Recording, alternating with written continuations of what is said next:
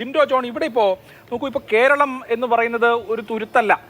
കേരളത്തിന് മാത്രമല്ല ഈ പരാതി, തമിഴ്നാടിന് ഈ പരാതിയുണ്ട്, കർണാടക ഇതേ പരാതി, കേരളം ഉന്നയിക്കുന്ന അതേ പരാതികൾ ഉന്നയിച്ച് ഡൽഹിയിൽ ജന്തർ മന്ദറിൽ സമരം ചെയ്തതാണ്. ആ സമരത്തിന്റെ പോസ്റ്റർ കേരളത്തിന്റെ ധനമന്ത്രി പറയുന്ന കാര്യങ്ങളൊക്കെ ഉൾക്കൊള്ളുന്ന പോസ്റ്ററാണ്, താങ്കളും കണ്ടിട്ടുണ്ടാവും.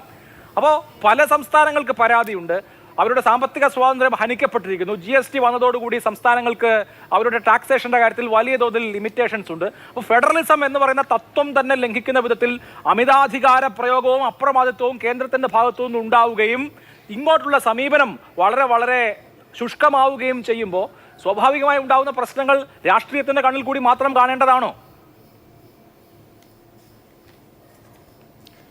തീർച്ചയായിട്ടും അല്ല അഭിലാഷേ, അത് അങ്ങനെ തന്നെയല്ല. നമ്മൾ ആത്മാർത്ഥമായിട്ട് സംസാരിക്കണമല്ലോ. താങ്കൾ പറഞ്ഞ വാദങ്ങൾ കേന്ദ്ര സർക്കാരുമായി ബന്ധപ്പെട്ട് BJPയുടെ നയങ്ങൾ അവർ സംസ്ഥാനങ്ങളോട്, BJP ഇതര സംസ്ഥാനങ്ങളോട് മാത്രമല്ല BJP ഭരിക്കുന്ന സംസ്ഥാനങ്ങളോടും ഉള്ള അവരുടെ സാമ്പത്തിക കാര്യത്തിലെ നയങ്ങളിൽ വലിയ വ്യത്യാസമൊന്നുമില്ല. താങ്കൾ പറഞ്ഞതാണ് അതിലെ യാഥാർത്ഥ്യം, തെറ്റൊന്നുമില്ല. അതിൽ കോൺഗ്രസിനും അഭിപ്രായ വ്യത്യാസമുണ്ട്. കോൺഗ്രസും അക്കാര്യത്തിൽ നിങ്ങൾ പറഞ്ഞ വാദത്തോടൊപ്പം തന്നെ. പക്ഷേ ഇവിടെ അരുൺകുമാർ പറഞ്ഞ കുറേ കാര്യങ്ങളുണ്ട്.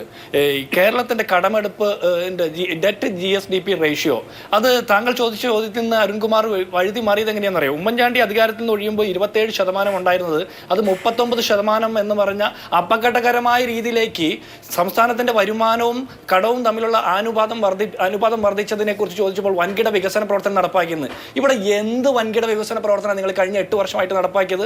ഒന്ന് പറഞ്ഞേ. നിങ്ങൾ ഓരോ വർഷത്തെയും കടം കൂടി വരുന്നു, നമ്മൾ സംസ്ഥാനത്തിന്റെ രൂപീകരണം തൊട്ട് നാളെ ഇതുവരെ കൂടി എന്ന് പറഞ്ഞ ലോജിക്ക് മനസ്സിലാക്കാം. പക്ഷേ എന്ത് വൻകിട പ്രോജക്റ്റ് നടപ്പാക്കിയിട്ടാണ് കടം വർദ്ധിച്ചത്? അതിനുള്ള ഉത്തരം നിങ്ങൾക്കില്ല. രണ്ട്, നിങ്ങൾ പറഞ്ഞത് സുപ്രീം കോടതിയിൽ ഞങ്ങൾ സ്യൂട്ട് കൊടുത്തിട്ടുണ്ട് എന്നാണ്. നിങ്ങൾ സൂട്ടിട്ട് പോവുക, കോട്ടിട്ട് പോവുക, എന്തെങ്കിലും ചെയ്തോ. പക്ഷേ സുപ്രീം കോടതി എന്തുകൊണ്ടാണ് കേന്ദ്രവും കേരളമായിട്ട് സംസാരിച്ച് തീർത്തുകൂടെ എന്ന് ചോദിച്ചതെന്ന് അങ്ങ് സാമാന്യബോധമുള്ള ആളുകൾക്ക് മനസ്സിലാവും. കാരണം നമ്മൾ ചോദിക്കുന്നത്, കേരളത്തിന്റെ ധനകാര്യ വകുപ്പ് ചോദിക്കുന്നതിൽ നിയമപരമായിട്ട് ഒന്നും നിലനിൽക്കില്ല. അപ്പോൾ പറഞ്ഞ് സെറ്റിൽ ചെയ്ത് എന്തെങ്കിലും കിട്ടുവാണെങ്കിൽ അങ്ങനെ താൽക്കാലികമായിട്ട് പ്രതിസന്ധി ഒഴിവാക്കാൻ പറ്റുമോ എന്നുള്ള രീതിയിലാണ് അത് ചോദിക്കുന്നത്. അതെങ്കിലും മനസ്സിലാക്കിയിട്ട് വേണം വെല്ലുവിളികൾ നടത്താൻ. രണ്ടാമത് താങ്കൾ പറഞ്ഞത് കേരളത്തിന്റെ മാത്രം കടമെടുപ്പ് പരിധി വെട്ടിക്കുറച്ചു എന്ന്. അതല്ല അതിലെ യാഥാർത്ഥ്യം. കേരളത്തിന്റെ വെട്ടിക്കുറച്ചു, കർണാടകയുടെ വെട്ടിക്കുറച്ചു, ആന്ധ്രയുടെയും തെലങ്കാനയുടെയും സൗത്ത് ഇന്ത്യൻ സ്റ്റേറ്റുകളുടെ എല്ലാത്തിന്റെയും വെട്ടിക്കുറച്ചു.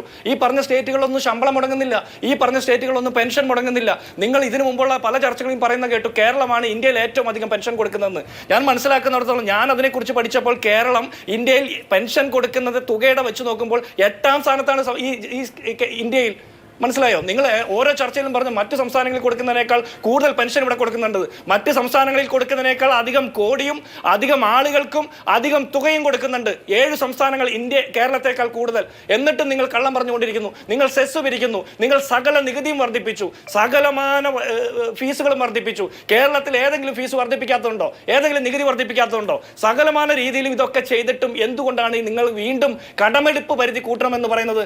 ആരാണ് ഈ കടമടച്ചു തീർക്കേണ്ടത്? അത് ഈ പൊതുജനങ്ങൾ തന്നെയല്ലേ? സ്വാഭാവികമായിട്ടും വികസന പ്രവർത്തനങ്ങൾക്ക് അല്ലെങ്കിൽ ക്ഷേമ പ്രവർത്തനങ്ങൾക്ക് അല്ലെങ്കിൽ വരുമാനം ആർജിക്കുന്ന പദ്ധതികൾക്ക് വേണ്ടിയിട്ട് നിങ്ങൾ കടമെടുത്തോ, അതിനൊന്നും ഞങ്ങൾക്ക് തർക്കമില്ല. പക്ഷേ ഈ കടമെടുക്കുന്ന ഫണ്ട് എങ്ങനെ ചെലവഴിക്കുന്നു എന്നുള്ളതിനെ കുറിച്ച് കൂടി ഞങ്ങൾക്ക് ആശങ്കയുണ്ട്.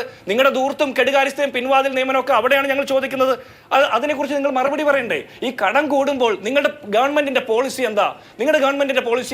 നിങ്ങൾ ക്യൂബയുമായി ബന്ധപ്പെട്ട് ചെസ് ടൂർണമെന്റ് നടത്തുന്നു, അല്ലെങ്കിൽ ടെന്നീസ് ടൂർണമെന്റ് നടത്തുന്നു, അല്ലെങ്കിൽ ഇങ്ങനത്തെ കുറെ പരിപാടികൾ ആവിഷ്കരിക്കുക.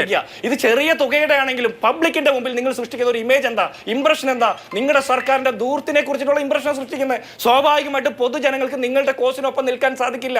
നിങ്ങൾ BJPക്കെതിരെ പറയുമ്പോൾ ഞങ്ങളും BJPക്കെതിരെ പറയുന്നു, പക്ഷെ നിങ്ങൾക്കെതിരെ കൂടി ഞങ്ങൾ പറയുന്നു.